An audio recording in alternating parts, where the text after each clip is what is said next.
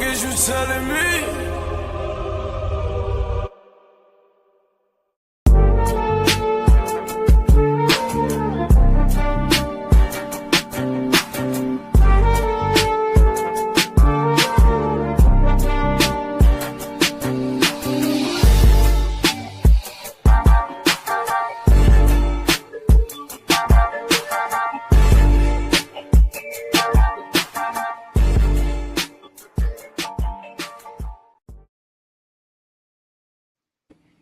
Throw the Hook Podcast, episode 27. It's your boy G5 Jeff TV, aka G5, aka 5, aka the Guru. And I got everybody's favorite OG in the building. Boxing first vlog. What's going on, Brody? Man, another day in these boxing streets, ready to get knee deep in it. Let's go. Let's get it, man. Big shout out to the team, man. Big shout out to Shane. Big shout out to Legend. Big shout out to T, YSM, the whole crew. Big shout out to everybody. Brennan Smith. He said, hey, people, he beat everybody in the building today. Brennan, what's going on, big dog? Put a one in the chat if we sounding good, man. Get that right on out the way, man. Big shout out to everybody, man. We have a lot to talk about, a whole lot to talk about, man. We're gonna get a couple people up in here. Vlog, before we even get started, man, like let them know what you got going on the channel really quick, before we even get going. Man, I'm about to go crazy in this short world because I'm hearing that's where the algorithms is leading. So I already jumped in the shorts today asking about Wilder. We're going to discuss that here. I'm on threads, dropping comments, replying to people's daddies, you know what I mean?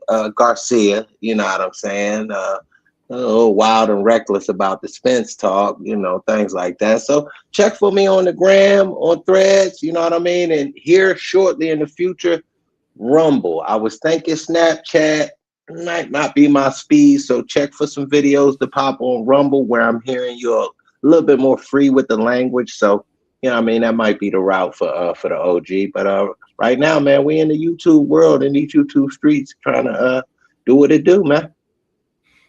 Man, pulling the quick one too, man. Big shout out to Boxing First Vlog. Brennan Smith said, how easy will the Fury fight be this weekend? I'm not so sure. I'm not so sure. Neither. Hold on. Got my dog in the building, man. Teak, what's going on, baby? Yo, 5 was good. Yo, vlog. What's happening, family? Chilling, man. Chilling. It's been a little minute. Yeah. We back up in here, though. Oh, for sure. Yes, sir. Brennan Smith said, how easy will the Fury fight be this weekend? Hold on. Time out. Tyson Fury fighting? Yeah. I did not know that. I'm being honest with y'all. That's I didn't know funny. this weekend. I'm dead serious. That's funny. I'm dead serious. Yo, 5 and vlog. I'm dead ass serious though. Y'all ain't know that shit was this weekend. What the fuck? Yeah. I listen, and to be honest with you, bro, that fight wasn't even on the agenda tonight. The promotion for that shit is horrible. What the fuck? Like that just goes to show, like ain't nobody really checking for that, man. Like damn, Wilder and Chisora had more fucking buzz than this. Facts. And I knew about that shit a month in advance. Yeah, it's absolutely crazy. So Brennan, to be honest with you, bro, we don't know what's popping. We don't know what's popping with that Fury fight. I'm gonna say this. I think what didn't help the promotion is the funk with the Fury family. You get Fury out there talking, people asking too many questions about that and not about the fight, won't help the build up for the fight. People weren't, you know what I mean? So I think that didn't help the timing of the fight a week after Wilder Chisora. You know what I mean? It just wasn't good in my aspect, but maybe he trying to get a win off the radar type of thing against, somewhat of a solid guy at heavyweight. You know what I mean? To me, it's Shrek versus Sasquatch. You know, that's the way I look at that fight. Oh man, you know the thing that's crazy though, like we're expecting Fury to get a win, but once that happens, like all of the OGs is going to be mentioned in the division, from Fury to Wilder to AJ to is like it's going to be all of the OGs. You know what I'm saying? Hold on. I got my dog in the building, man. Ty Finney, the legend, is in the building. What is going on, bro? Salute. What's up with you? Yo, what up? Yeah, what up? Let's get into the boxing, man. Let's go. Brendan Smith said Conor Ben is on the card. Unfortunately, he's on the card. Regis Prograde. I actually got a question for y'all, and I honestly don't know the answer to this. They've been saying for the last like 2 weeks this fight is supposed to be off. Is Prograde's injured? Yeah, that's what I heard. He has some type of a bicep injury or some shit like that. That's crazy. But you know that money. Vlog, you heard anything about that though? I heard Ben Whitaker wanted to put his name in the pot. That's what I was. To me, something was up when when I hear Ben Whitaker mentioned as a step in, and I didn't continue the particular post. I just kind of glossed over it as I was scrolling. So I should have probably hit it to see with Stepman. What is he? And then now that y'all mention that, I'm like, that could be a situation. No, that's what you talking about Ben Whitaker and who? That's the Liam Smith fight. That was. Okay. I was confused. I was thinking. Out there thrown off a little bit. No, I was saying. I mean, Ben Whitaker and Ben. Hey, catch weight. That's big over there. That's big. David. Who is it? David. Morrell. Morrell. Yeah. Okay. Called off. Yo, you know what's funny? I'll take that fight over Callum Smith any fucking way. Yeah, David Morrell. Like David Morrell, yo, he's a hard watch. He's a difficult because he got all the talent, but it just seemed like he don't listen to his corner. I think I ain't gonna fraud y'all. The weight did not help his boxing style. No, it didn't. As he got bigger and settled into 175, it didn't help his boxing style. When he was stayed at 168. Exactly. He was comfortable with shit at 160. He was knocking people out. He was styling on motherfuckers. Like niggas was legitimately ducking him at 168. No, that's a fact. But you got to have weight to deal with the Beterbievs and the Bivels. You got to be able to have some punch resistance. So he had to put on some weight, obviously. No, that's a fact. Hey, yo, like we ain't gonna waste no more time, man. We're gonna get right into it. Deontay Wilder got a split decision victory over Derek Chisora this past Saturday. That was one of the wackiest fights I ever seen in my life, to be 100% honest with you. A legend, did you check the fight out? If so, like what was your thoughts on it, bro? Yeah, I wasn't home, but I did watch a little bit on the phone, and it was a terrible fight, man. Terrible fight.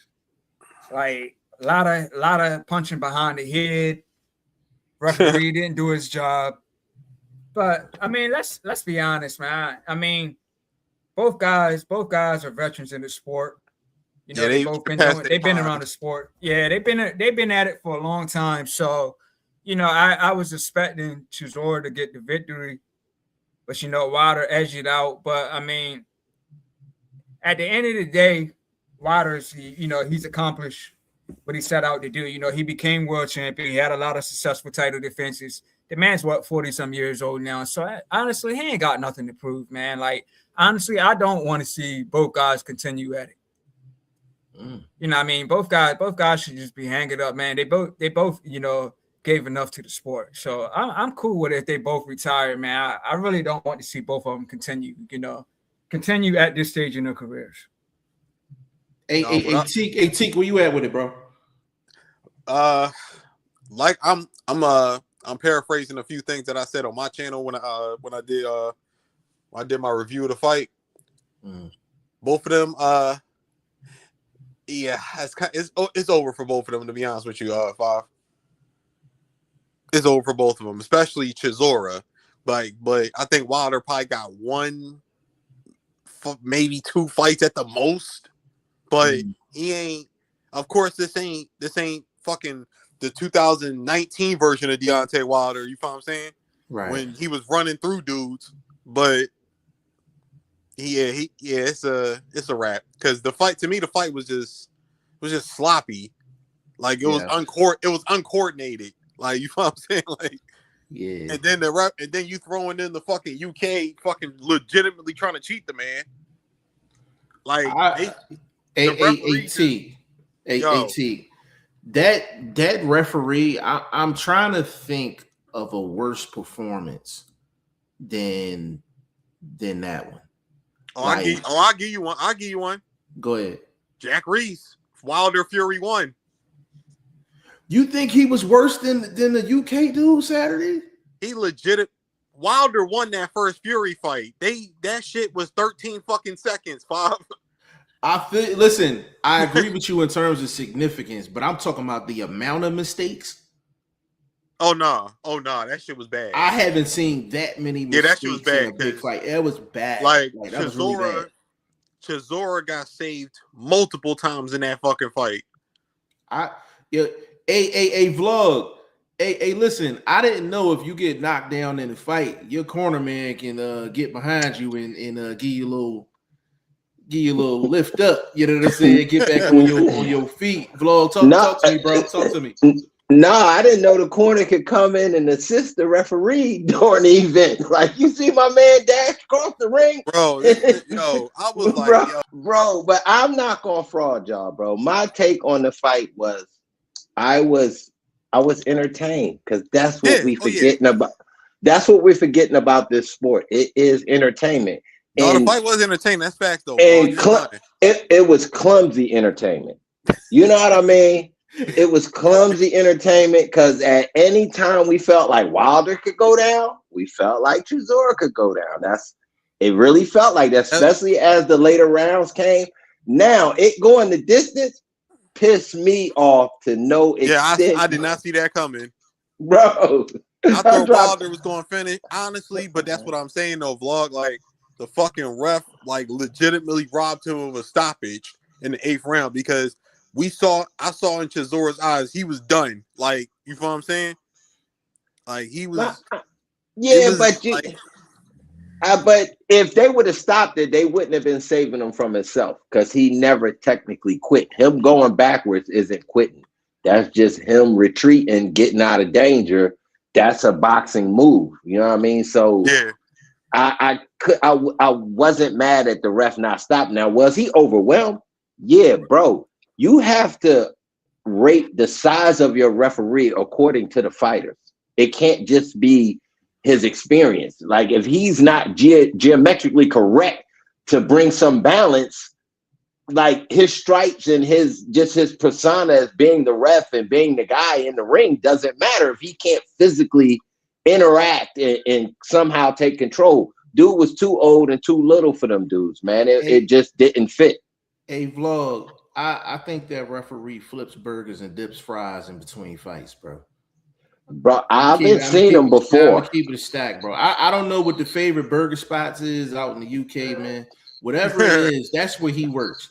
He's flame broiling burgers and dipping fries in between fights, man. I was just like, yo, this can't be a referee. Like, it can't be. Like, I was just like, yo, like and Vlog, I wanna give you your props on the wording that you use. Clumsy entertainment. It was clumsy entertainment. I'm like, the thing that was so crazy about this fight, yo, like, these two haven't changed in the last 15 years. No, as fighters, they haven't changed in the last 15 years. Not at all. Going into the fight, bro. The thing that was crazy is they kind of highlighted Wilder and Malik Scott and them, linking back up, being on good terms and things like that. And I'm watching it and I'm like, yo, that is a good moment. And then I was like, wait a minute. I was like, Wilder hasn't learned shit. He ain't learned shit from Breland. He ain't learned shit from Malik Scott. I'm like, when he see blood or he think he about to knock somebody out, I'm like, he gets wild. He gets too antsy. That boy, like he gets that way boy too is antsy. wild. You feel what I'm saying, Five? Yeah, it's super wild. Let me say this real quick. I think moving forward, that the style matchup he has to be aware of. He can't be fighting those big, awkward, the Agats, those type of guys, the Furies.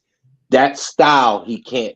He needs a AJ. He needs a Dubois or probably a Wardley. Those styles give him a better opportunity at what he does. Right. Let me throw this question out here to y'all.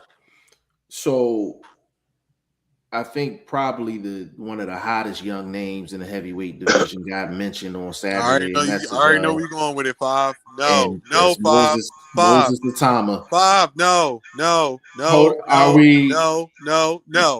So let me say this real quick. So in boxing, right?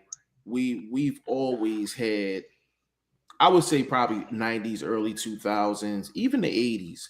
We always had like a passing of the torch moment. Yeah. As far as Wilder even entertaining a time, whoa, that's a new bottle there, brother.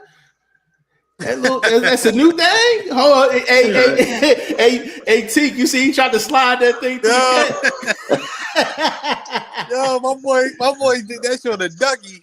Yeah, man, you know how we do. Speak easy, baby. Yeah, Come on now. Speakeasy vlog out there in the street. He took me off my train of thought, dog. I said, whoa. I said, hold up. Yo. My boy slid that joint in. Pause. Yeah, listen, is it a matchup that needs to happen for the heavyweight division to move forward, to kind of crown like a new guy, a new beginning of a new guy at heavyweight? Are we're a no on that?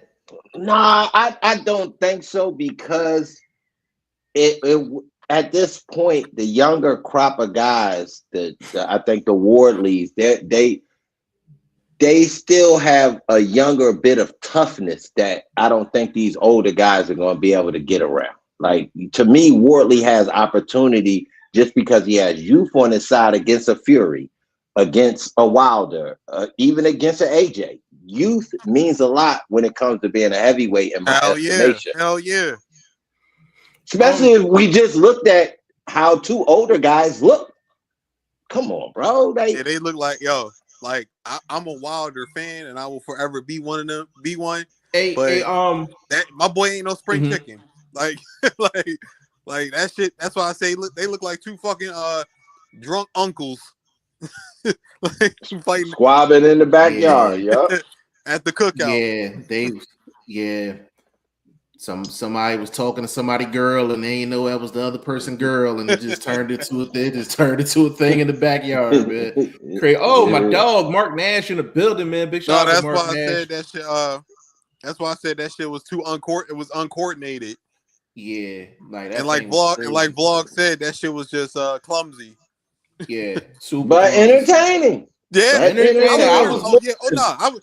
I definitely got my viewership worth. Like, that shit was definitely entertaining. Because every time I felt like when Wilder landed that right hand, Chisora was fucking in trouble. I definitely felt that. So hell yeah, that shit was entertaining. It was, but like we said, clumsy and uncoordinated. Listen, bro. Like, when you got two grown ass men whispering sweet nothings in their ear before they punch each other in the face, they need to be, they brain need to be checked. I'm sitting there watching, all I see is, I love you. He like, I love you too. I'm like, what the fuck is going on? Say, what's going on? My boy pulled a Shawn Michaels at WrestleMania 24. Bro, damn. Bro, Bro, what did I tell you? What did I say about that gentleman's agreement? Yeah, hey, Vlog, can you speak on it real quick? Because we had a private convo on that. Yeah, I thought these two dudes at this point in their career probably had a gentleman's agreement not to go hard until it counted, until it was time to go hard, championship rounds later in the fight, because they fought a bit sloppy. We seen some dirty boxing from Deontay Wilder that we kind of hadn't seen throughout his career. So Right. it seemed to be a little bit of gentleman's agreement. Let's stay close. Let's tie it up. Let's walk around. Let's dance a little bit. It seemed a little funny to me early, especially being that sloppy. It's like, come on, bro. Like, yeah, it was hella sloppy. It was hella sloppy for sure. Hold on real quick, y'all. Mark Nash, he said, I will say Wilder did use his left hook more than I've seen in recent years. You know what, Mark Nash, I'm glad you said that. And I noticed that too. But I'm going to tell you why, though. The reason why he used the left hook more than he did in a lot of years is when you have somebody coming straight downhill, and Wilder really wasn't moving his feet side to side. He was moving them north and south. So when you got somebody coming straight at you like that, you have to do something to get that guy off of you. And he did use the left hook quite a bit, almost in a check hook type of form. And I really don't want to say that because I don't want to give Wilder that type of credit on the technical side. But you did see him use his left hook a lot more than you did. He actually used his jab a lot more too. But I feel like Chisora didn't give him any choice. Like he just bull rushed in and didn't throw anything. Right. Like, you know what I'm saying? He just kept throwing that overhand right. That was it. There was no jab. There was no jab with it. There was no nothing. But that goes back to Vlog saying that gentleman's agreement. It almost seemed like, hey, let's go in here. Let's do what we gotta do. Let's get this, let's get this money. And I think at moments it got clumsy. I believe that, especially when, like I said, that fucking 8th round, he's sitting there telling the man, "I love you" and shit. And because like I said, Wilder had him on the ropes to completely put him away. Yeah, it's crazy. A legend. Is there anybody? I know you said earlier that you kind of want to see both of them like hang it up, but it looks like Wilder got the win. So obviously he's probably going to take on another fight. Is there anybody you would want to see Wilder fight, or you kind of don't care at this point? Like you just want him to just get out? Now ask that. Hold on, real quick. Let me ask that question a little bit differently from you, Jeff. And I don't mean to cut you off. I know that. Pardon me. What? Go ahead. As Wilder moves forward, Ty, what should be more important, legacy or money? Money. Let me ask Ty. Let me get Ty here. All right, go ahead. I mean, at this point, I'll say money. I mean, legacy. You say legacy, but when Wilder was fighting, there was no names that was really popping like that. You know what I mean? Okay, it's out to Tyson Fury. So when I say legacy, meaning opportunity at a world title. That's why I say that. I'm not meaning per se the name that he fights for that title, but the opportunity at becoming at least 2-time heavyweight champion. That's legacy. You know what I mean? Yeah. So that's what I'm talking about when I mention that. I say money, man. I don't see Wilder winning the world title again. Not at this point. So I'm saying money. So you saying he has no action at Worley or Dubois winner? He don't have no action in that fight?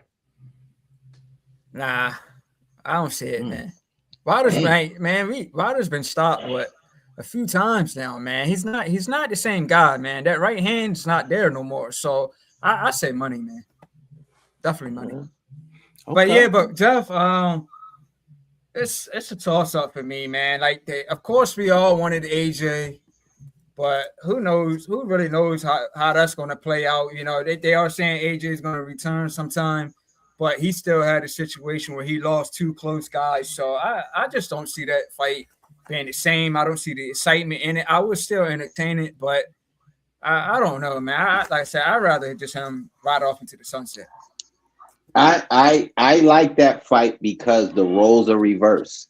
For so many years, we had AJ as the underdog. Hell Now yeah. the roles are reversed. Deontay Wilder is obviously the underdog. Even with AJ coming off the Dubois loss, he's still the underdog. So He's a little bit more fresher still. Yeah, so I'm thinking I still like the fight based on the reversal of roles in my estimation. No, vlog on some real shit. You got a good point there because when they were both in their primes, I thought Wilder would have smoked him in 2-3 rounds at that time. Like, you know what I'm saying? But now it's more 52-48 AJ. Like, you know what I'm saying? I'm thinking more 65-35. Hey. AJ's still the better boxer, still got the better leg work right now.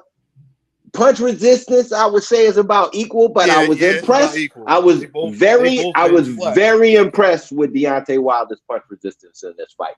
That's the one thing I'm going to take out and say 10 plus 10 for outcome of the fight. Yeah, because he got hit flush more than a few times. So his punch resistance, kudos. I actually agree with that. Let me run through these questions real quick. Mark Nash said, honest question, who on the panel actually bought the pay-per-view? No. I have the zone, so it was like a part of the package. So it was just on for me. That means you bought it. You bought it. No, I was out with the kids. You feel what I'm saying? And I just fucking streamed it on my phone. That's what happened because I was out with them.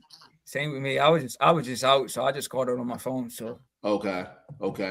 Mark Nash said, "No, bro, they were throwing hands. They were throwing hard, bro, and they are heavyweights." No. Listen, Mark Nash. Like, listen. Regardless of what we say about Chisora and Wilder, they were swinging to smash something. They were swinging to smash something. It might have been a gentleman's agreement, but they was trying to send each other to the moon. They definitely was, like, for sure. Vlog, go ahead, Vlog. But that was a lot later. We got the mano a mano when you're kind of forced to. The fans ain't gonna keep taking 10 rounds of the sloppiness. At some point, somebody's going to have to put the foot forward, and they knew that. That's why I thought it would have been that's why the I love yous kept coming out. It's like, bro, I'm going to have to hit you. You know, we can't avoid this at this point. You know what I mean? After round 6, the confrontation had to really increase to a certain extent. Yeah. Let me get through these 2 comments real quick. Mark Nash said he was throwing and landing a left hook to the body. And I can't remember when I saw Wilder throwing liver shots. You know, Mark Nash, let me speak on that real quick. There was moments in the fight where Wilder was throwing certain shots, and I was like, he must have put in some extra time in the gym throwing that shot because he looked a little too excited throwing that shit. Like them little left hooks and them little shots to the body. I was just like, yeah, he was working on those. When he was working with Malik Scott, Vlog, remember he was working with Malik Scott, and you could tell what they was working on because he tried it within the first 30 seconds of the fight. Like, he was excited about getting it out of his system. Like, that's how it felt. But because of that, you seen Wilder actually try some different stuff. It wasn't too successful because it still came out sloppy.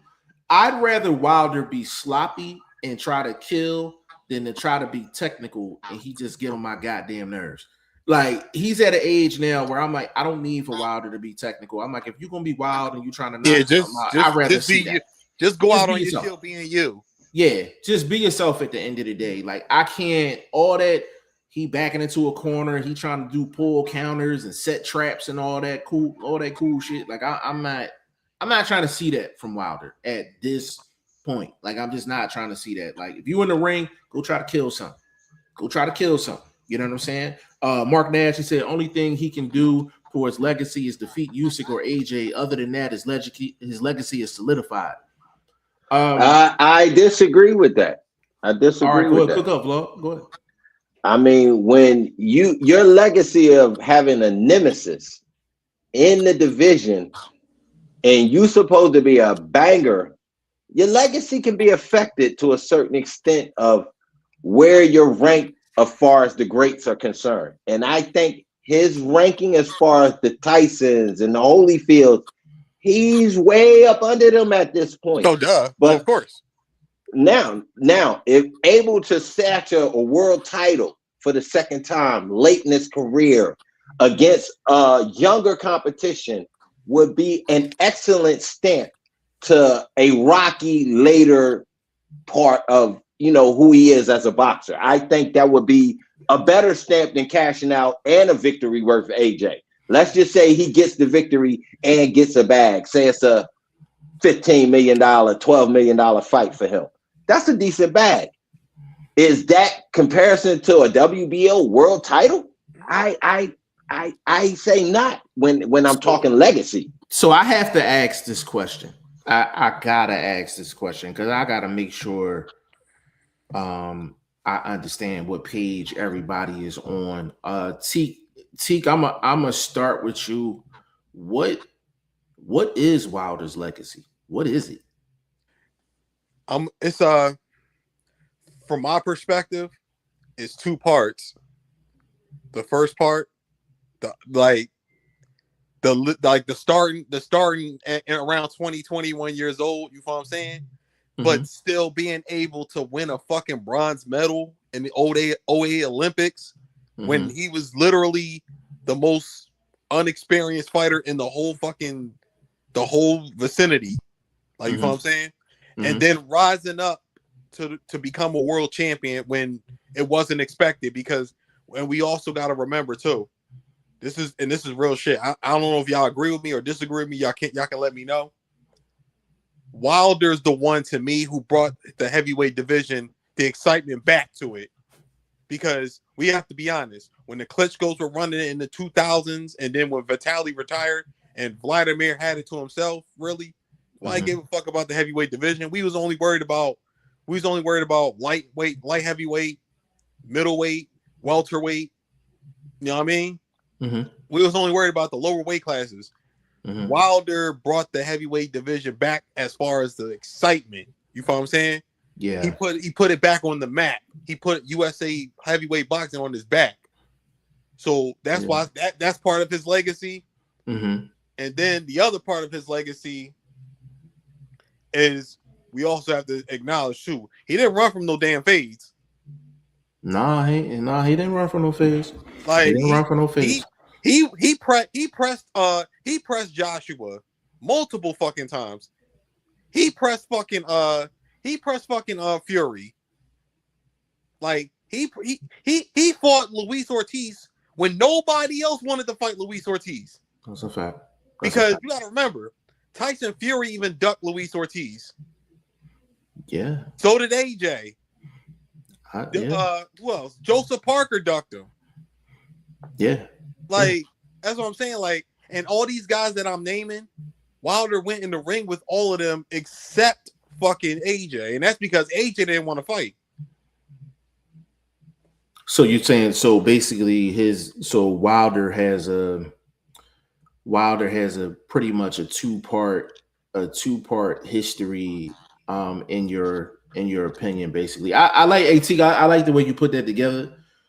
Simply because at that time, the Klitschko era. Yeah, that shit was that shit was horrible. Yeah, it was boring. Nobody was checking for heavyweight boxing. Yeah, it was boring. It was boring for sure. And then my fault, Jack. I mean, and then it climaxed with the worst heavyweight fight probably we've ever seen in life, with Fury and Klitschko. Like, that might have been the worst boxing fight I've ever seen in my life. Like, that shit was horrible. Yeah, it was that was definitely a bad fight for sure. But that kind of, you know what though? I'm glad you actually mentioned that fight, because that Fury Klitschko fight it set boxing back 10 years. It did, but at the same time, that almost seemed like that was the defining fight to kind of end that Klitschko boring era. Like it kind of capped off. It kind of capped off with that, like, because it was really bad. It was really bad, like that particular fight. But Teak, I like the way you put that together though. A legend. What to you, like, what is Wilder's legacy like to you? Like, what do you think his legacy is? I'm gonna run with what Teak was saying. He pretty much took the words out of my mouth. But like you said, man, he started late. That's the unique thing about it. A lot of these fighters, they starting. You take a Mayweather, he was born into a world of boxing. His father did it, uncles did it, so he was born into it. But Wilder, he's a late bloomer. You know what I mean? You talking about starting turning pro at 21 or starting so late. But the fact that he was a grown man when he fucking took up boxing, basically. See? Yeah, that's what I'm saying. So his height, his reach definitely helped him though. It really helped him. So, but still the fact that he started so late and became a champion, he did it for his daughter, and that's what he did. He accomplished that dream, and like I said, not only it didn't stop there, but he had a lot of successful title defenses, and he was stopping these guys while he was at it. So, to me, that's an awesome legacy. No matter if people say he can't box, they say he's boxed. They always say, we always hear about it. He just got the right hand. He don't got no technique. So even with all that criticism, he still became world champion. He still has successful title defenses, despite what's going to happen with his career right now. And to me, that's a real legacy, and it's also an inspiring story. No, that's well said, bro. That's well said. That was definitely some real shit he said. Yeah, well said. A vlog. I know. I mean, I talked to you off camera, so I kind of know where you're gonna go. But just legacy wise, like, what to you, like, what is Wilder's legacy in your eyes? I heard a lot of praise out there, but what about the mistakes that he's made? Mm-hmm. So that's part of your legacy. Now, when it comes to making those mistakes, you made some inside the ring, and you've also made some outside the ring. Which leads me to say your legacy is incomplete. And as far as inside the ring, I need that fixed. I need that wrapped up in a nice little bow. Outside the ring, you gotta make better choices. Obviously, once you got your bag, I see you elevated the side piece, and your pimping wasn't tight. You wasn't on your P's. You understand what I'm talking about? So again, I hear you talking and putting a lot of personal stuff out there, bro, but stop. This is part of cleaning up your legacy. Let that go. Let that iron itself out. And that tells me you may just be chasing the AJ fight because you got financial issues. So I think it'll be an incomplete legacy if he goes that route and does not go after a world title. I would not take the Usyk fight. That is not a fight that you can win. Both y'all old, but he's a better old fighter than you are. I would go after one of these young dudes whose game is not so-called complete. We know Dubois, chinny. We know Wardley's a bit wild and can get tired. So this is, to me, a way you can kind of put a bow on your legacy. That's me as a boxing pundit. So basically, what you're saying, vlog, is like have his age 40 plus George Foreman moment, like with Michael Moore. Exactly. And then hold up. Now, peep game. Then you can take that and turn around and make some of it outside the ring for your legacy, which is your children. Damn, that's a good point. Yeah. I'm just saying, bro. Talk to me. I talk back, baby. Listen, I think Wilder might be the biggest overachiever in history. I think he might be the biggest overachiever in history. And we're talking about the circumstances, Bob. Hell yeah. Like when we associate boxing and boxers, he's literally a fucking anomaly. Like, yeah, you look up anomaly in boxing in the dictionary, his picture's right the fuck there. Yeah, it's really when you really think about Wilder, he was going through, this was pre, him winning a title against Stavern. He was literally, now I'm not talking about the hype, I'm just talking about the run. Wilder was basically knocking everyone out to the point to where they were actually encouraging him to go the distance. We've rarely seen that in history. Like, we've seen that probably less than 10 times in history in terms of a power puncher and Right. people saying, hey, you need to actually get some rounds in. They get some Wilder rounds. Wilder was actually at that point before the Stavern fight. And I remember when he went the distance with Stavern, he actually got criticized for it after everybody asked for it. So that kind of shows. But the thing is, though, didn't he break his hand or something in that fight? I think he had an injury in that fight. Yeah, he injured himself, and then he just, and that's why, and honestly, Five, that's another thing too. That's one of my like criticisms of Wilder. I feel like that when he's forced to, he can box a little bit like he did in that Stavern fight, because that was some of the most technical boxing he ever did, was that fight. When he injured himself and he had to be forced to adjust. Yeah, there's spots where Wilder has actually like boxed. So when I say Wilder can box, what I mean by that is that Wilder can't put on a boxing masterclass over the course of several rounds. He can't do that. Like, you know what I'm saying? But there are spots in his career where he's shown that he can box. I'll give you a prime example. The performances that he put on against Luis Ortiz. Yeah. Me personally, I think those were his most impressive performances of his career. But I'm gonna tell you why though. Luis Ortiz gave him a puzzle that he had to figure out. Facts. Especially that first fight. Especially the first fight. And what happened is Wilder had to figure out the Luis Ortiz puzzle with two things. Number one, he had to figure out the left foot placement, and Wilder's not known for having good footwork. So he had to figure that out. And on top of that, and a lot of people didn't see this, when he couldn't figure out the left foot thing, he started throwing a lead check hook to get his foot over top of Luis Ortiz's right foot, which got him the opportunities to land the right hand. We've seen fights where he's actually set traps. He'll back himself into a corner, set a trap, land a shot. He give you little glimpses of him boxing. And that's what makes Wilder, like, his story so interesting. So for me, as far as his legacy is concerned, if he was to beat a Anthony Joshua, I'm gonna put a hypothetical out there.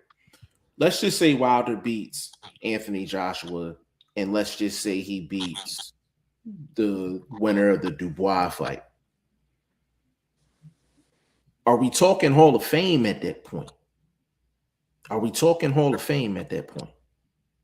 If look at it this way, Five. If Triple G could get in the Hall of Fame for his so-called 20 defenses against basically no fucking body, why the fuck are we gonna do that to Wilder? And he actually beat more names than Triple G did. And that's what makes his legacy so interesting, because you can talk about it in a lot of different ways. Wilder, you can make the argument that he's definitely top 10, one of the top 10 punchers of the sport. Oh yeah, I'm talking about all time. Oh yeah, especially when in his prime. Oh my god. Yeah. All right. Let me get in here real quick, bro. All right. What's better? Obviously, timing works out to where as though him fighting the winner of Wardley Dubois makes more sense than waiting for AJ to come back, take a tune-up, and then try to set that fight up. It makes sense to go after Wardley Dubois winner. Wardley was at that fight for a reason. AJ was at that fight for a reason. I get it. but the winner of the Dubois or Wardley fight will be the catapult for Yeah, them that's a to good point. fight That's a good point, Flo. because there will be a belt on the line if he's able to pull it off. Yeah, that's a good point because that gives you a gateway to a title. That's right. You got a good point.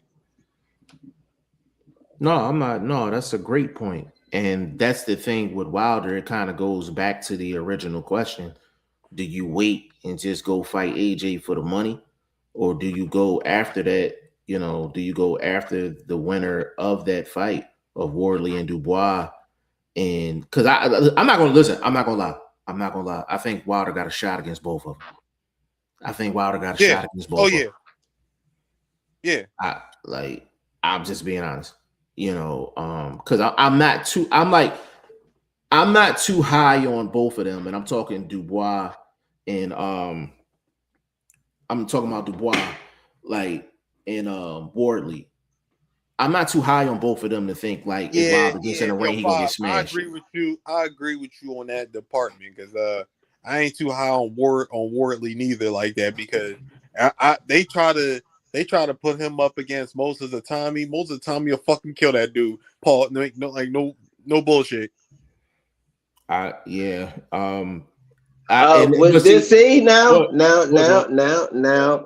what we don't know about Atamu, and I've heard y'all say this about Boots. Where's his punch resistance?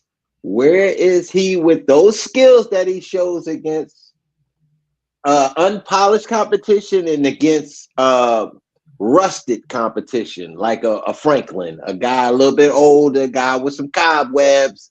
You know, you look good. You was able to get the stoppage. I appreciate that. But where is his punch resistance? We haven't seen that.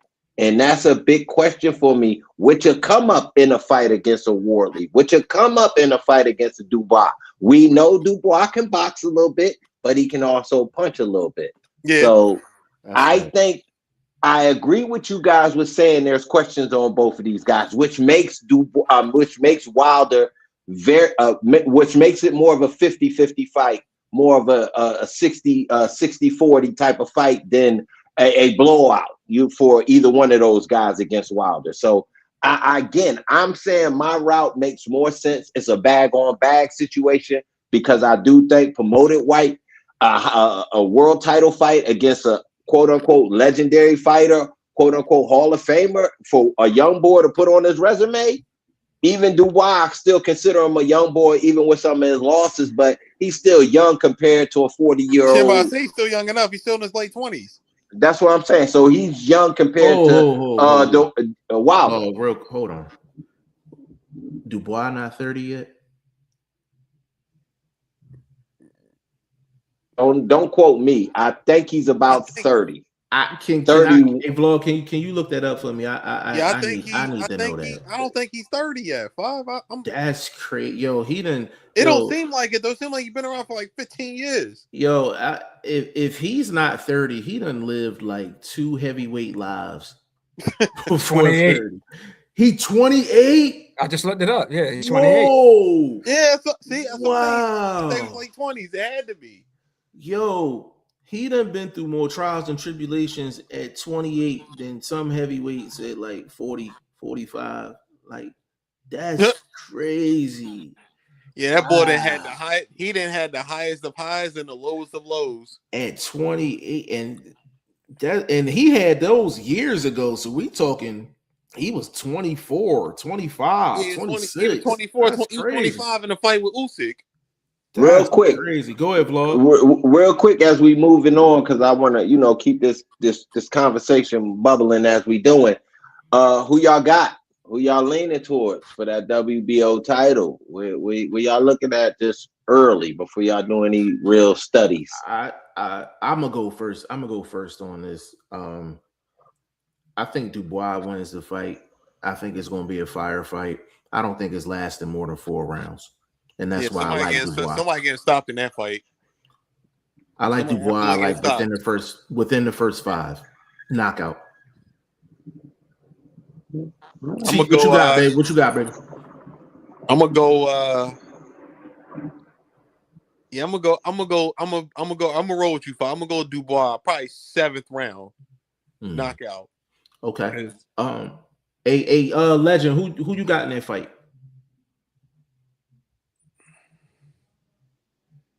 Man, it's a tricky one for me because Wally, he's been on a nice run, man. So, he just stopped. He stopped Joseph Parker. That was very impressive.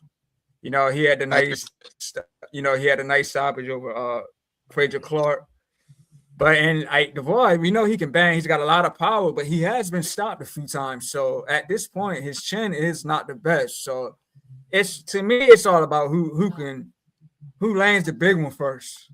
It's like whoever lands the big one first and who can who can take the shot. So this is a toss up for me, man. Y'all gotta come back to me on this one, man. I honestly don't know. I don't know, that's man. cool. That's cool. I respect that. Hey, Vlog, who you got, baby? This is easy, bro. Like, it's not rocket science, bro. Over there, technique is cool, but toughness prevails. That's what they do over there. They gave Wilder the victory because it makes more sense down the road, promotional wise, blah, blah, blah. We know that. We get that. But as far as just traditionally what they like they tough fighters. Their tough fighter is a dude that throws the basic combination in boxing very well. And I suspect that he would expose a more technically sound fighter in Dubois, who's been exposed already. So I got Worley on the stoppage in 9. Okay. Okay. Yeah, I'll say this. Damn, you got that thing going 9? I got it going 9. Worley, what he's shown me, he's worked on his conditioning. He's worked on being able to not force fights, but still take the fight to his opponent. You understand what I'm saying? That's my biggest thing with him, Vlog, because like he starts off like gangbusters, you feel what I'm saying? But then he just be fading like a motherfucker. Like, but he showed resilience against Parker. That's what I'm saying. Growth. True. You saw a lot of growth in that fight where he's able to dig deep and actually come up. That was a great win. That come up with that stoppage late. So that shows a little bit of growth within a fighter, which I think taking it up to a guy like Dubois, who doesn't look as great late. Let's take him into some deeper waters. Worley got some moxie to him, whether you a fan of his or not. He got some moxie to him for sure. I gotta hold on. Hey, real quick, y'all. I'm gonna finish. Go. That's almost a skill within itself in boxing. Facts. Right. Facts. That's real shit. Hey, I gotta run through these comments real quick, and then we gonna get into a couple things and then get up out of here. Mark Nash said the only thing he can do for his legacy is defeat Usyk or AJ. Other than that, his legacy is solidified. He also said at this point he's a Hall of Famer or not, whether he's a Hall of Famer or not, but beat Usyk or AJ, it's a definite. Fredo in the building. Big shout out to Fredo. Said Wilder has been boxing for 20 years and still uses hammer fists like Conor McGregor was using against Floyd. They are illegal, but referee wasn't calling it. Fredo said the best fighter Wilder KO was a 45-year-old Luis Ortiz who was on blood pressure medication. And then Cuban years, Ortiz was really 50 years old. Who you beat has to matter. Let me run through the rest of these. Mark Nash says 28, said September 1997. That's when he turned pro. That's crazy. And when was 19? He said 19 when he turned pro. Yeah. So I want to jump on this Fredo comment real quick before we move on. Luis Ortiz was 45 years old. He might have been 57 in Cuban years. You're correct about that. But at that particular time, nobody wanted to fight Luis Ortiz. Nobody at that time. I can't. You can say that, but Wilder did step up and fight the person that a lot of people did not. Yeah, because like I said, and I explained, like, and it's out there. Can't nobody say I'm fucking capping. Tyson Fury, Anthony Joshua, and Joseph Parker all said no to Luis Ortiz. Every last one of them. Yeah, and that's a fact. So I'm like, his age is out the window in Can that I particular ask situation. this? Mhm. Did him being associated with PBC hurt him with across the street fights? Yes. I'm So gonna take over. I'm gonna take over on this one. Let me cook real so quick. real Go quick. ahead. I ain't gonna let you Go ahead. cook. So the boogeyman thing could be a little bit in question. No, that's where I'm gonna meet you in the middle of the street on that. Even though Luis Ortiz was on the opposite side of the street, because he was the boogeyman, he was made available to everybody on the other side of the street. Yep. And they still chose not to take it. Now, as far as Wilder is concerned, his PBC alliance hurt him because, to be honest with you, he should have got AJ earlier in his career. You know what I'm saying? He should have got Tyson Fury earlier in his career as well. And I'm talking before, all the stuff he had going on. So I think PBC ties hurt Wilder more than it did like a Luis Ortiz. Luis Ortiz was just put on the front line like, hey, whoever won it, you can come get it. And Wilder was the only one that really stepped up. Oh yeah, By the way, remember y'all, after Fury and Klitschko, Fury popped dirty for performance enhancing. Remember that? Yeah.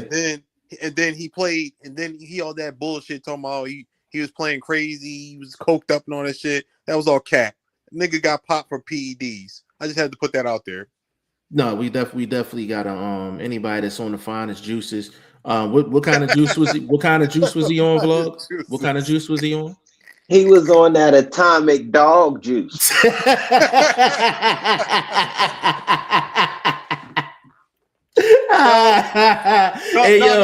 Yo, Five, I gotta get this. Now that vlog here, vlog, bro. When you said Keith Thurman was in the PBC Hall of Fame, I was in the car crying, like that was crazy, yo. He said the atomic. What was it called again, bro? What was it called again? What was the name? Atomic dog. You know that. That's crazy. Nah, but when he said that Keith Thurman can get in the PBC Hall of Fame, I was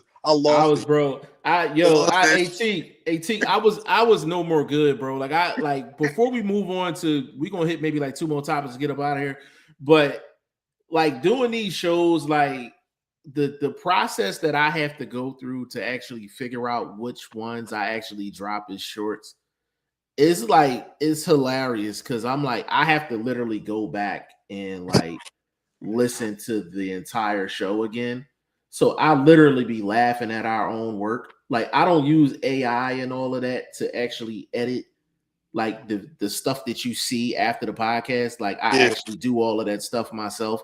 So some of the stuff that this fool be saying, like I'm like, yo, like I'm like, but if to keep it solid though, right? To keep it solid, I drop clips of the podcast, and I will literally have more clips of Legend and Vlog than myself because they're always saying something that I'm like, it's really interesting or like really crazy. So I really, just for the people that's listening, I literally have to tone down how many clips I actually drop of the podcast. Like I could literally drop 15 to 20 a show. I could drop 15 to 20 a show between Vlog and Legend, period. I'm not even factoring in myself.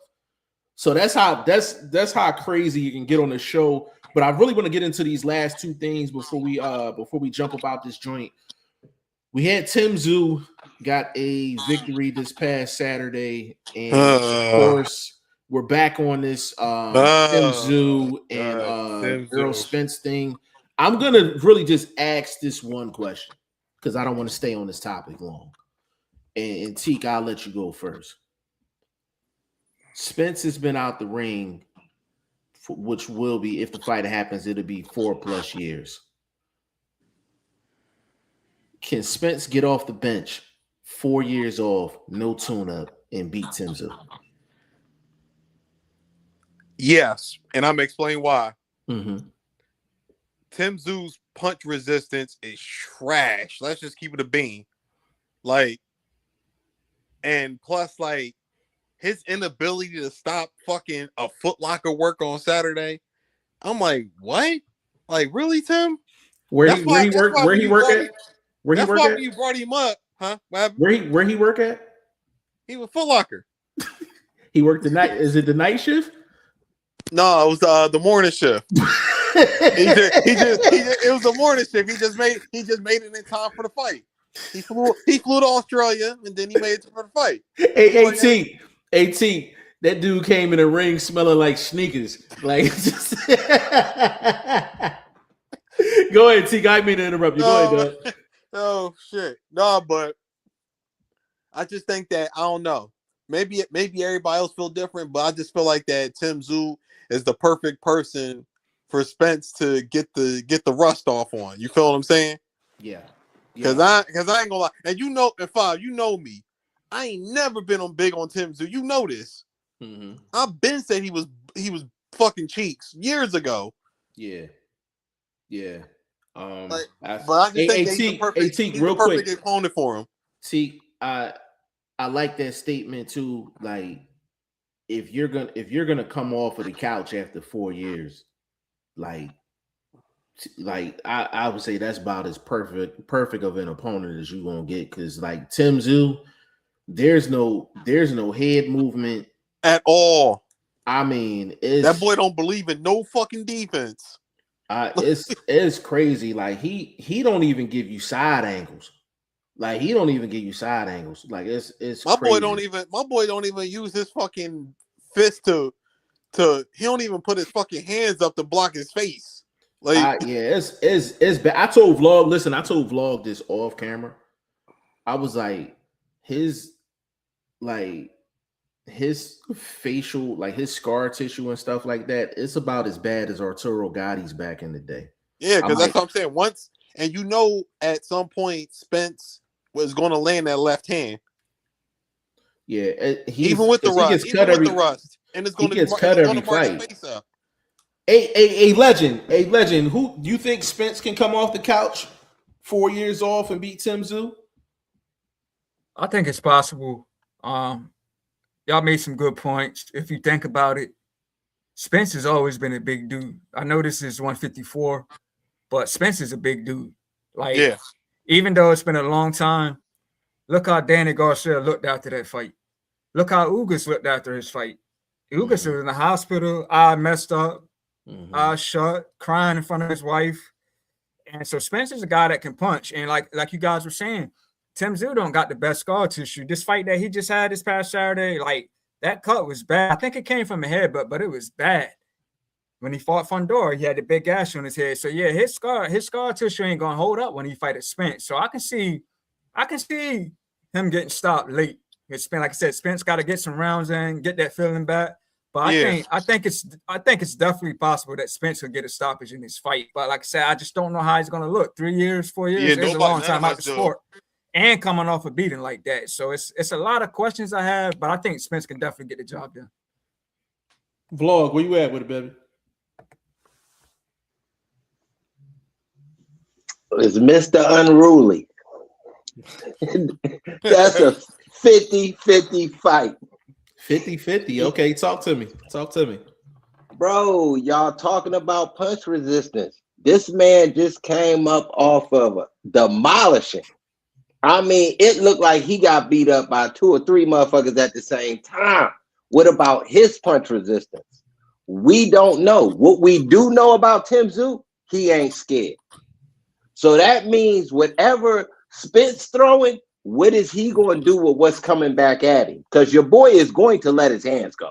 That's for shit sure. You dig? So I'm just saying, Spence ain't been punched in the mouth in a long time. Yeah. We know he don't go deep when it comes to sparring. You see what I'm saying? So what is his resistance? What's his timing going to be like? Is he going to be able to deal with probably having to go on the road? We don't know if it's going to be a road fight or not. Just saying. It's a lot of factors why I say right now, with a more active guy, I give him the opportunity against a dude 4 or 5 years on the couch or in the canoes. You know what I mean? Smoking that good. You dig? I'm just saying. No, you ain't lying. Spence definitely do look extra Jamaican. Yeah. My boy is smoking that Jamaican Bombay. Man, bro. I like that's crazy. fuck you. Oh shit. That was let me get this last topic out the way so vlog and get up out of here. Real quick, just y'all opinion. Listen, it's so much stuff to cook on. I'm gonna have to come back on tomorrow. I got off. So we could jump back in tomorrow. But I'm gonna ask this last question before we get up out of here. I think this might be one of my favorite fights of the year, man. O'Shaquie Foster versus Randy Ford, May 30th. I'm loving this topic. You ain't even finished yet. Yeah, listen. I'm starting off tomorrow's show with this topic, but I kind of just want to ask you guys this question before we get up out of here. What is your percentages on the fight in terms of who's gonna win? Are y'all 50-50 with it, 60-40 either way? Like just off rip.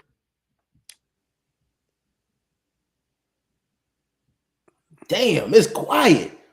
Woo. No, I wanted to hear everybody else doing, but go ahead, T. Go ahead, cook up, T. Go ahead, kick it off. I'm gonna be honest with you, yo. Like, and yo, this is real shit, Five. Like, Ray Ford, that's my fucking boy. You feel me? Like, that's like between Philly and Jersey, like fuck with him heavy. But O'Shaquie's winning this fight. I'm gonna keep it a bean. I got 60-40 shock. 60-40 shock. Okay. Yeah. Okay. A legend, where you at with it? I might say 55 Shaq, 45 Ford. Okay. It's close. It's close to me, but I think Shaq edges it by the. Okay. Vlog, what you got? First of all, again, gotta go back to being unruly. Okay. I don't like the fight. Ford does not deserve the fight coming off a loss. Anthony Cersei deserves this fight. It should be a unification bout. And I actually hope Ford wins because he is known to fight, cross the street, cross the pond, get his day in the light from the zone and Matchroom and all of that. So I actually hope he wins, and I do have it about 65-35 Foster. I think he just got a little bit more steam with what he's been able to do inside the ring. His name hot in these streets. Ford, so, but he's respected. We respect Ford, you know what I mean? But is he hot? No, he's not. He's coming off a loss. He actually did lose. Now I wouldn't say super. Ford lost. He lost that last fight. He fought over the last fight, though. No, the one before that. What fight he lost his belt at? Nick Ball. Yeah, he lost that. That's the fight I'm talking about. And you lost against Ball? Vol, you think he lost that fight? For real? Yeah, I thought he lost that fight. I thought he won. I thought he edged it out. All right, bro. You can't edge it out being on the ropes. You can't. I can't give you the edge, and your back is against the ropes the majority of the fight. But the thing is, Nick, he was catching Nick Ball clean off them ropes, bro. And can I give you hold on? I love talking to Vlog simply because we've been talking boxing for so long. I like to reference past stuff with Vlog so we can get in the middle of the street. Vlog and I always end up getting in the middle of the street. We have a little battle getting there, but we always end up getting there. I'm gonna tell you a fight where you reference a guy fighting off the ropes, and he fought great off the ropes, and you gave him the fight. I think I know where you're going. Based off of the ropes. I'm gonna give you one guess. Just see if we on the same page. Go ahead. I think you think about Charlo. My dog. That's what I'm talking about. When he fought, listen. So Teak, real quick. Teak and Legend, I want to kind of preference this before I let Vlog cook. So Charlo and Castaño. Yeah, because Charlo Castaño won. Yes, Carlo Castaño won. So Vlog and I, we're on camera. We were on camera going back and forth about this fight. It was Vlog, Shane, and myself. And I think we said that we thought Castaño won that first fight. And Vlog was very adamant that even though Charlo back was against the ropes, Charlo put out the better work. I just want to preference that. I'm gonna let you vlog. I'm gonna let you go. I'm gonna let you go on this one. What's the difference? The difference is the shots that Ball did land and the pressure that he did put on was because of his style. Charlo allowed that fight to go to the ropes. Right. That's the difference. And I get what y'all talk about years later and being able to look back and look at my own argument at the time and say I was off and my man allowed that fight to be the way it was, which to me, looking back at it, it was a draw. I'm not going to fraud. That first fight was a draw. He still should have retained his belts, but it was a draw though. You know what I mean? So that being said, here and now, I think Ball was able to push Ford back, forcing Ford to fight off the rope. Did he have his moments? Yes. But was he consistently put against the ropes? Yes, he was. That's why they gave the boy a fight. Yeah, so that's the thing, and that's why I'm like, I just judge rounds different. Me personally, I'm like, your back can be against the ropes and you can still whip somebody's ass. Yep. You can walk forward and still get your ass whipped. But let me ask you this. Can your back be against the ropes on the road and be able to pull that off? No, and that's where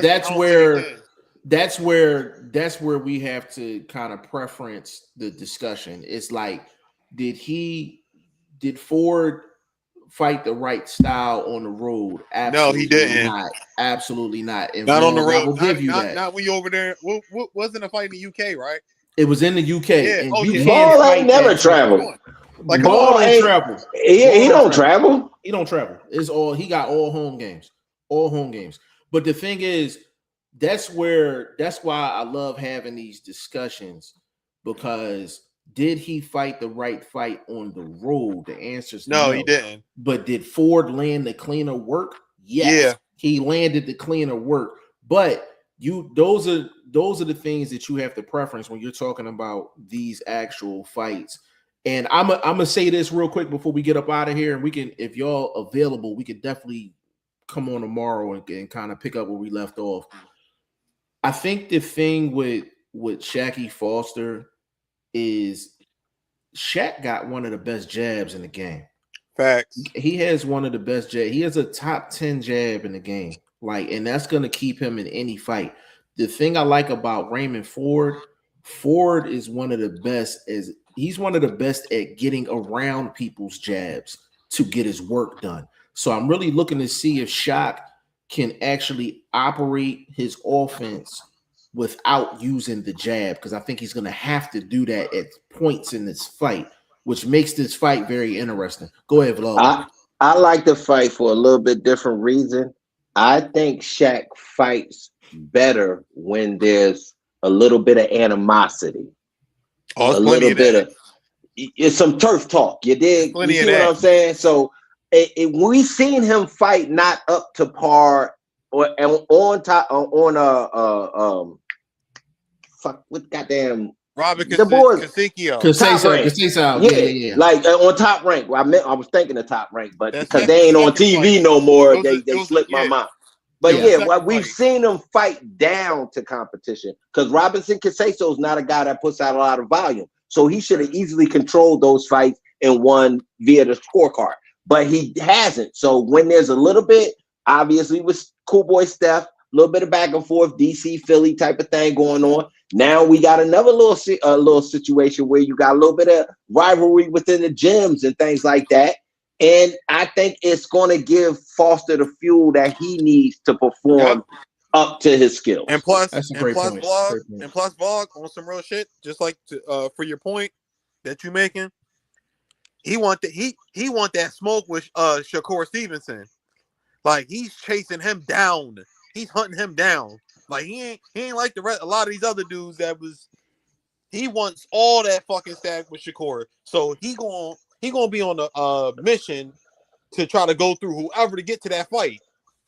All right, now that's a situation to me. Will he be able to come in bigger, look better, as a bit heavier, than normal to show he can go up in weight and be able to do that. Because he has to be bigger in this fight to go for a knockout, to really go for a stoppage and show he can actually carry 140, maybe a catch weight between 135, 140 to make a better performance. Because I think he has to show us physically he's bigger as a fighter. Right. Within whatever Vlog, weight scale that the WBC allows. Hey, Vlog, let me respond to that real quick. People forget that Shock and Cool Boy, that fight officially went down at 135. Now, I want to preference this really quick. They made that a 135 fight after the weigh-in. Yeah, So because it's not a situation. Cool Boy missed weight. So it's not a situation where going in, he knew he was going to be fighting at 135. If you actually look at that fight, Shock was the bigger guy. He was the bigger guy, even with the 135 stipulation put on after the weigh-in. He looked like a big 135, and it was supposed to have been a 130 fight. He looked bigger than Cool. He was bigger than Cool Boy, and Cool Boy was supposed to be the overweight guy. Wow, I slightly disagree with y'all. I think so. Cool Boy was the bigger fighter in that fight.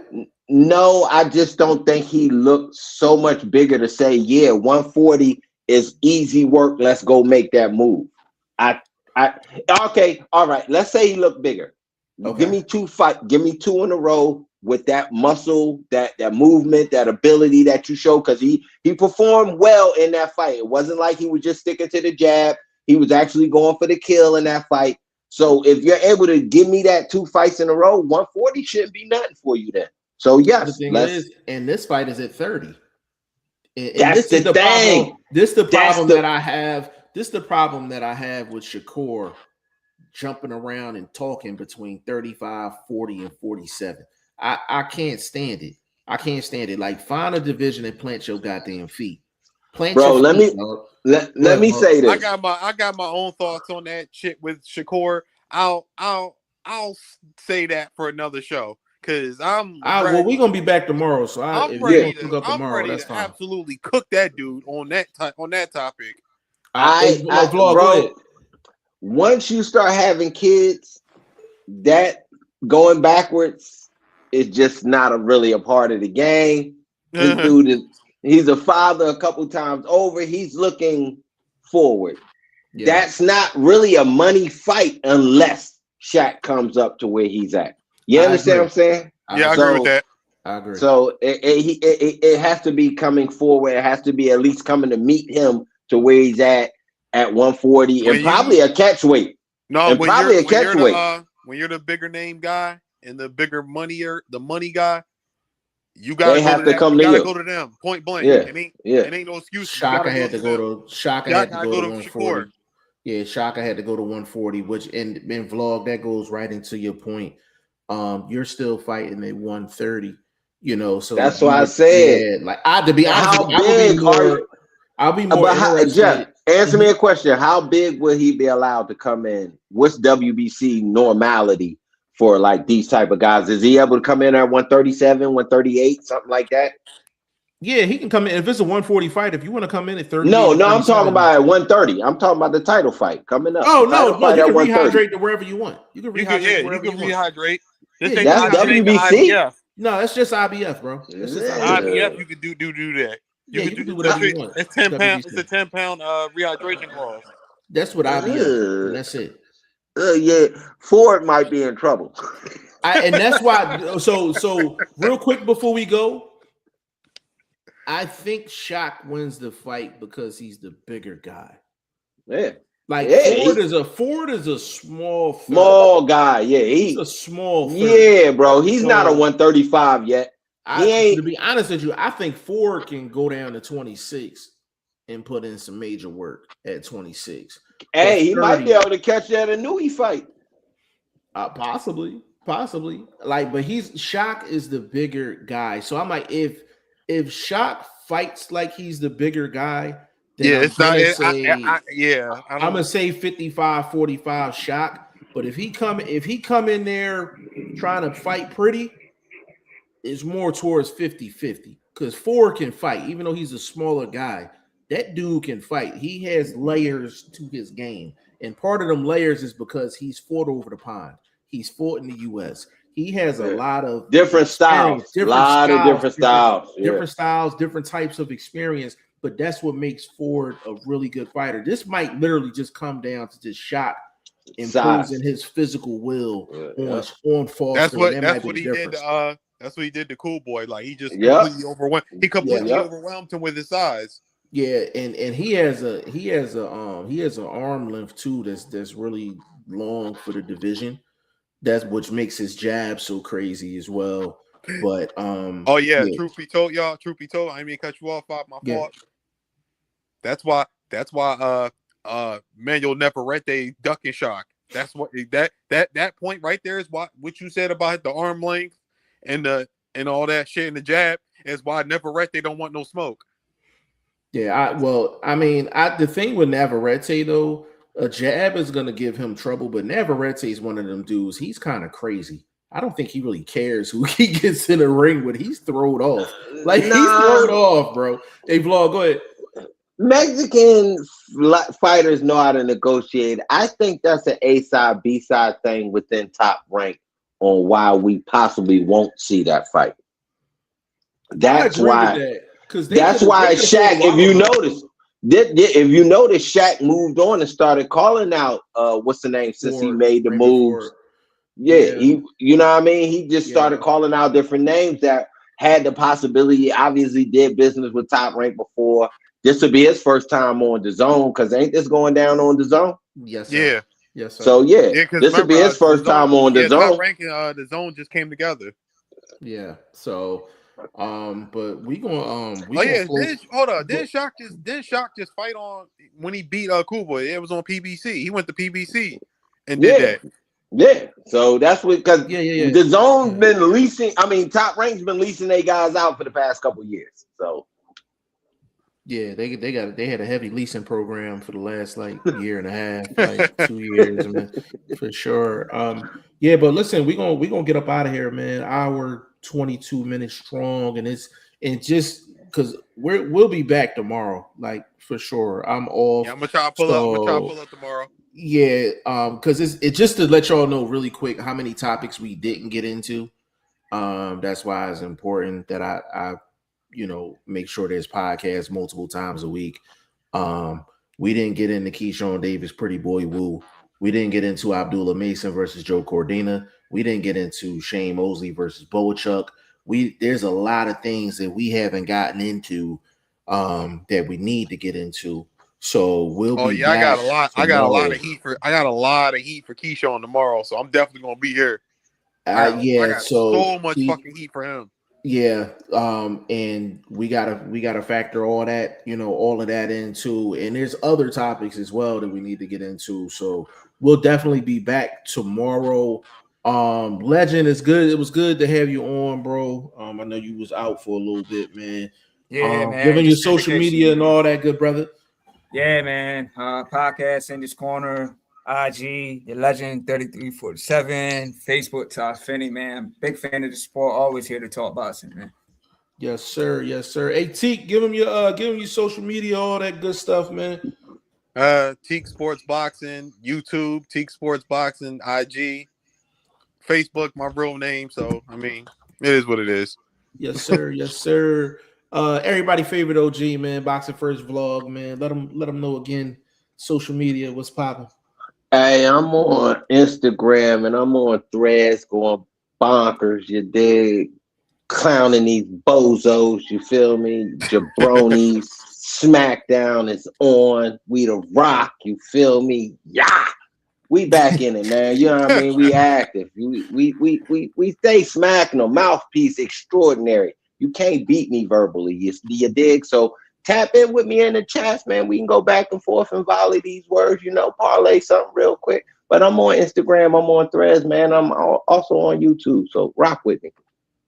Yeah, when you, man, when your door open, you get hit with a roll of paper towels, man. You know it's time to go, bro. So, I'm all over the place, man. YouTube, Facebook, everything G5 Jeff TV, man. This is episode 27 of Throw the Hook podcast. We took so much time talking on this one. We got to run it back tomorrow. So episode 28 going to be tomorrow, man. On behalf of the staff, it's your boy 5. We out.